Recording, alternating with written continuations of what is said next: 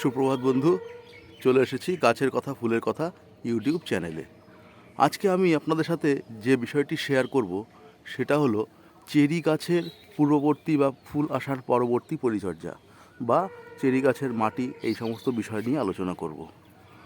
মূলত আমি আপনাকে এই বিষয়টি জানাতে চাইছি যে বিষয়টি হলো চেরি গাছ কিন্তু একটি ময়েশ্চার সমৃদ্ধ গাছ। ময়েশ্চার সমৃদ্ধ গাছ বলতে বন্ধু, ময়েশ্চার হলো গাছের গোড়ায় কিন্তু আপনাকে সবসময় জলের পরিমাণ বেশি রাখতে হবে।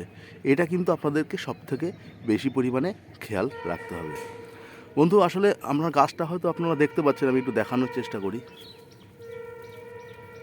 দেখতে পাচ্ছেন কাণ্ড কত মোটা হয়ে গেছে, অর্থাৎ গাছটির বয়স কিন্তু 5 থেকে 6 বছর।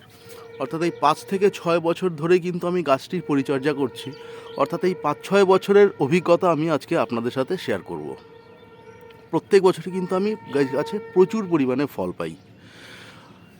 মূলত এই গাছ প্রায় সারা বছর ফল দিলেও মূলত শীতের সময় কিন্তু এর কিছুটা ডরমেট পিরিয়ড থাকে। সেই সময় কিন্তু এই গাছে ফলের পরিমাণ কমে আসে। সেই জন্য এই সময় কী করতে হয়, এই সময় কিন্তু ডরমেট পিরিয়ডের সময় একে বেশি নাড়াচাড়া করা বা ডিস্টার্ব করা যাবে না। এবার শীতের মোটামুটি ধরুন জানুয়ারি মাসের দিকে কিন্তু এই গাছকে প্রুনিং করে দিতে হবে। বন্ধু বুঝতেই পারছেন, আমি এর আগে ভিডিও দেখিয়েছিলাম আমি কীভাবে প্রুনিং করেছি। ভিডিওতে প্রুনিংয়ের ব্যাপারটা কিন্তু আমি আপনাদেরকে দেখিয়েছিলাম। প্রুনিং করে দিতে হবে। প্রুনিং করলেই কিন্তু এ সুন্দরভাবে এর ডরমেট পিরিয়ড প্রায় শেষ হয়ে গেলে ফেব্রুয়ারি মাস থেকে কিন্তু ধীরে ধীরে এ প্রচুর কচি ডালপালা ছাড়া শুরু করবে। দেখতে পাচ্ছেন বন্ধু, প্রচুর কচি ডালপালা ছেড়েছে এবং প্রতিটি কচি ডালেই কিন্তু ফুল এসে গেছে। তাহলে বন্ধু, আমি আগে বলি এর মাটি তৈরি করার বিষয়টি সম্পর্কে একটু আলোচনা করি। মাটি তৈরি করা বলতে মূলত এই গাছ একটি যেহেতু ময়েশ্চার সমৃদ্ধ মাটি পছন্দ করে, সেই জন্য মাটিতে কিছুটা পরিমাণে ভার্মি কম্পোস্ট, গোবর সার মাটিতে আপনাকে রাখতে হবে। অর্থাৎ 50% আপনি গোবর সার রাখবেন, আর তার সাথে মাটি রাখবেন, সাথে দেবেন কিছুটা পরিমাণে বনডাস্ট, কিছুটা পরিমাণে হাড়ের গুঁড়ো এবং নিমখোল যোগ করতে পারেন। এবার বলবো গাছটিকে আপনি কীটনাশকের জন্য কি কি পরিচর্যা করবেন। মূলত এই গাছে সেরকম কোনো রোগবালাই আমার চোখে পড়েনি। আমি সামান্য পরিমাণে নিম তেল প্রয়োজনে মাঝে মাঝে ব্যবহার করি। এবার আসা যাক এর খাদ্য খাবার সম্পর্কে। মূলত যখন বন্ধু আপনারা চাইছেন এই গাছে ফুল আনতে, তখন কিন্তু একে নাইট্রোজেন সমৃদ্ধ খাবার বেশি দেওয়া যাবে না। তাহলে কি দেওয়া যাবে?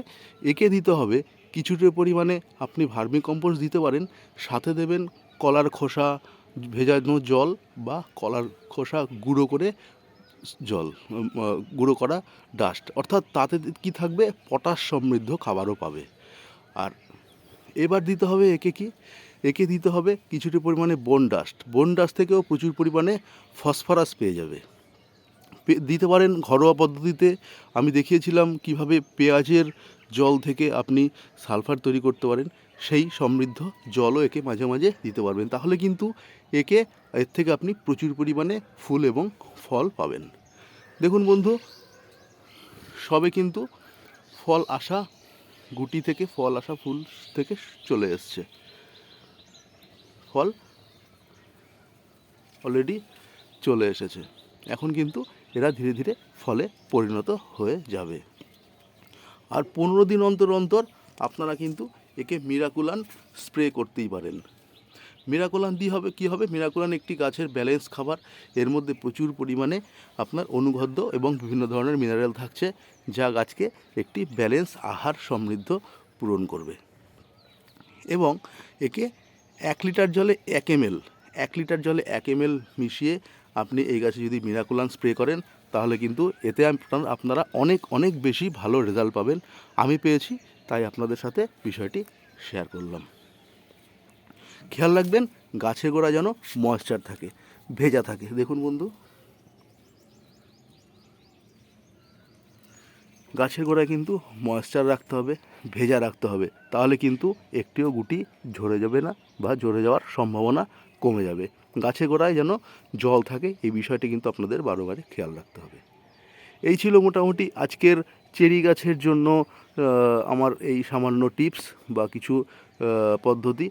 আপনারা বন্ধু এইভাবে আপনার বাগানেও কিন্তু একটি চেরি গাছ রাখতেই পারেন, কারণ চেরি গাছ হলো richest vitamin C source, richest source of vitamin C. সেই জন্য চেরি কিন্তু আপনারা বাড়িতে আপনার বাগানে রাখুন। আপনারা ভিটামিন সি, এখন যা পরিবেশ যেভাবে বিভিন্ন রকম ভাইরাস বা দূষণের দিকে এগোচ্ছে, ভিটামিন সি কিন্তু আমাদের প্রত্যেকের শরীরে খুবই জরুরি। সেই জন্য বন্ধু, vitamin C source of vitamin সির জন্য আপনারা আপনাদের বাগানে কিন্তু একটি চেরি গাছ অবশ্যই রাখতে পারেন। অসংখ্য ধন্যবাদ বন্ধু সঙ্গে থাকার জন্য। যারা বন্ধু এখনও আমার চ্যানেলটিকে সাবস্ক্রাইব করেননি, প্লিজ সাবস্ক্রাইব করে দেবেন। ভালো লাগলে লাইক করে কমেন্ট করে জানাবেন। আমি আমার স্বল্প বুদ্ধিতে দীর্ঘদিনের এই অভিজ্ঞতা আপনাদের সাথে শেয়ার করব। ভালো থাকবেন বন্ধু, সঙ্গে থাকার জন্য অসংখ্য ধন্যবাদ। শুভকামনা নিরন্তর।